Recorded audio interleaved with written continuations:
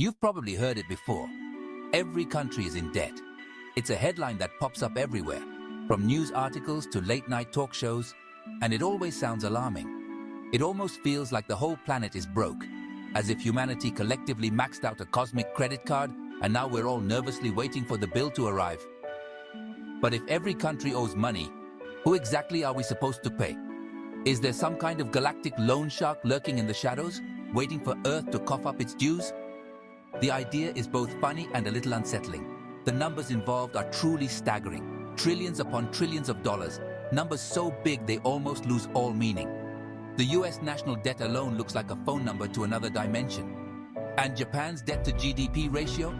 It's so high it's practically in orbit. Countries big and small, rich and poor are all swimming in red ink. It doesn't matter if you're a superpower or a tiny island nation, debt is everywhere.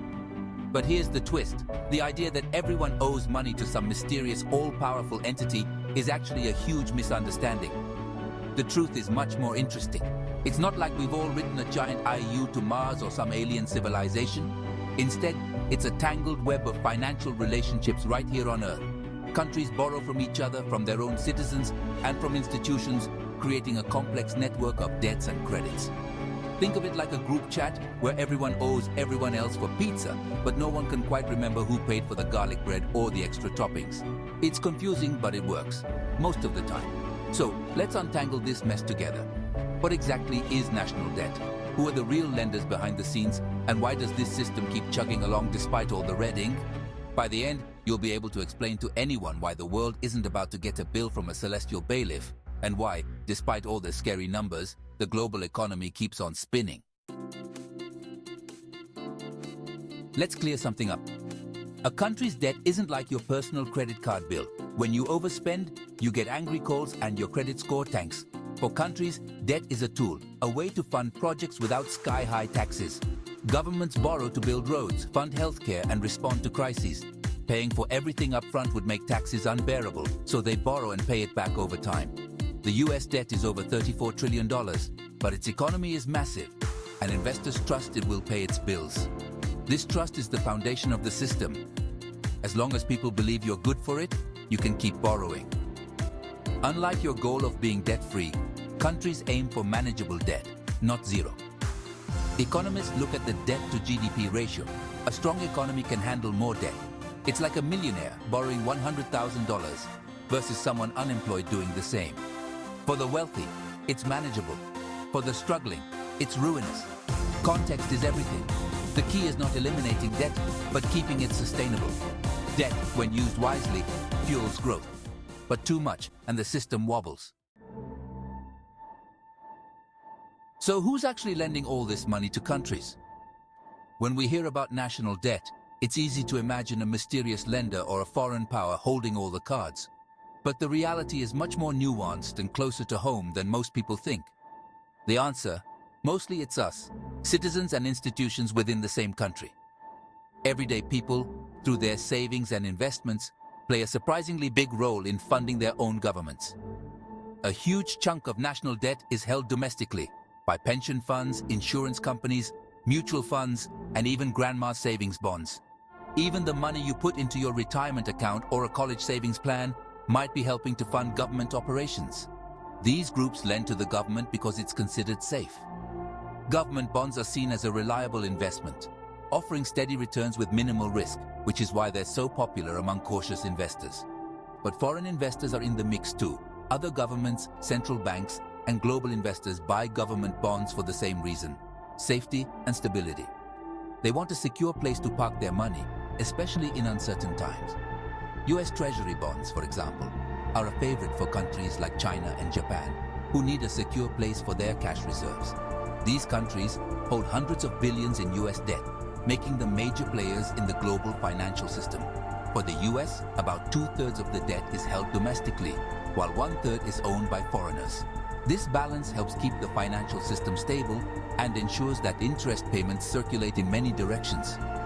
When the government pays interest, much of it goes back into the domestic economy, to retirees, pension funds, and investors. This money supports people's livelihoods and helps fund future investments. So the money isn't vanishing overseas, it's circulating within the system, supporting jobs, businesses, and public services. It's a cycle that keeps the economy moving. National debt is less about one country owing another, and more about a complex web of IOUs, both at home and abroad. It's a system built on mutual trust and ongoing financial relationships. It's a self-referential system, not a simple case of one country being in hock to another. The reality is far more interconnected and dynamic. The real story is about trust, stability, and interconnected finance. Without this trust, the entire system would struggle to function smoothly. Debt is woven into the fabric of our economies. It touches everything from public schools to highways and even the technology we use every day. It's not a villain lurking in the shadows, it's part of how modern nations function. Debt, when managed wisely, is a tool for growth and stability. Understanding who holds the debt is key to understanding the system. It reveals how deeply connected we all are to the financial health of our countries and to each other. How do countries actually borrow money to fund everything from roads to schools to defense? Not with a phone call or a quick loan from a friend, but with something called bonds, a fancy IOU that's been around for centuries. When you buy a government bond, you're essentially lending your money to the government. In return, the government promises to pay you back on a set date, plus a little extra in the form of interest. It's a formal agreement, backed by the full faith and credit of the country. For investors, government bonds offer a safe, predictable return, often seen as one of the least risky investments out there. For governments, it's a way to raise huge sums from millions of sources, both at home and abroad, to fund public projects and services. Bonds are typically sold at auctions, mostly to big financial institutions, like banks and pension funds. But regular people can buy them too, often through their banks or online platforms. Once issued, bonds don't just sit in a drawer. They can be traded like stocks on secondary markets, making them liquid and flexible. This means investors can buy and sell bonds before they mature, responding to changes in the market. So, if a pension fund or a bank suddenly needs cash, it can sell its bonds to someone else, instead of waiting years or even decades for the government to pay them back. The price of bonds changes every day, depending on supply, demand, and interest rates. But no matter how the price moves, the government's promise to pay the original amount at maturity remains rock solid. This system is the engine room of global finance. Trillions of dollars in government bonds are bought and sold every single day, connecting investors and governments around the world. Government bonds are the foundation of the financial system, considered almost risk-free because they are backed by the taxing power of entire nations. The interest rate on US Treasuries, for example, sets the benchmark for everything from mortgages to corporate loans, influencing borrowing costs across the economy. Bonds may sound dull, but they're the invisible scaffolding holding up the global economy, quietly supporting everything from infrastructure to innovation. They let countries borrow at scale from a diverse group of lenders, ranging from local citizens to massive international investors. Without bonds, modern finance would grind to a halt. Governments would struggle to fund essential services, and markets would lose a crucial source of stability.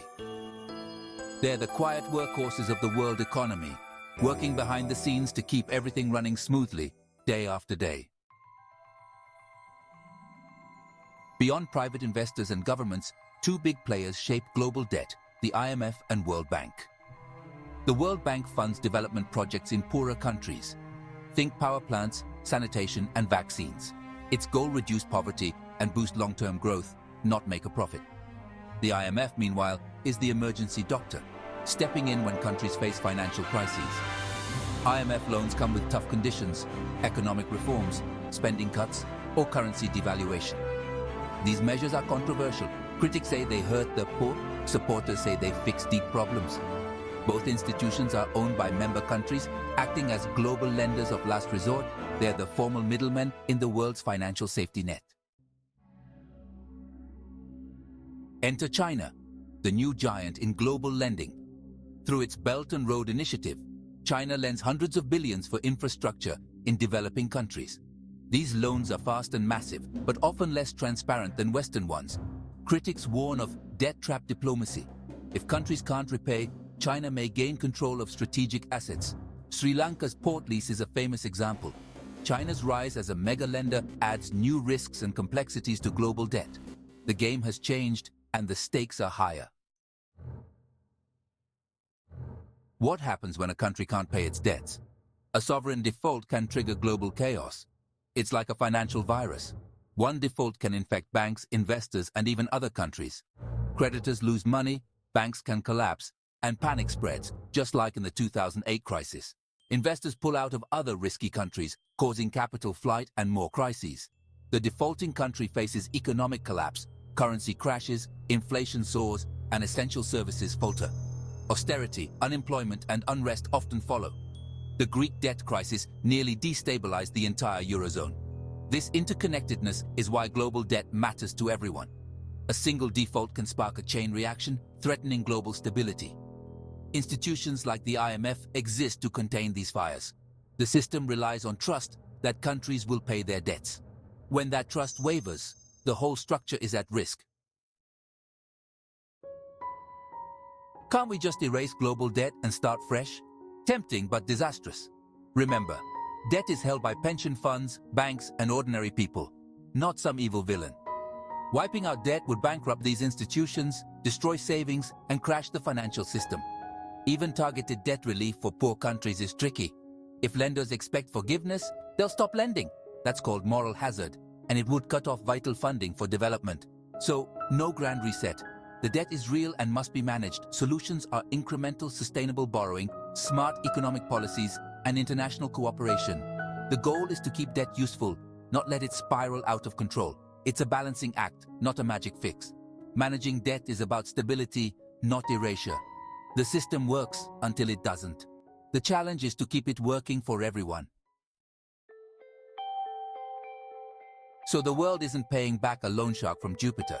Debt is a permanent feature of the economic landscape, a force to be managed, not eliminated. Large debts mean governments spend more on interest, less on things like education or climate action. The system relies on growth and trust. If either falters, the risks rise. Can our economies keep expanding to support ever-growing debt? That's the big question. The real mystery isn't who the money is owed to, it's how long this high-wire act can last. Debt has fueled growth and stability, but it carries real risks. The choices governments make today will shape the world for generations. The bill will come due, just maybe not in cash. Understanding debt is understanding our future.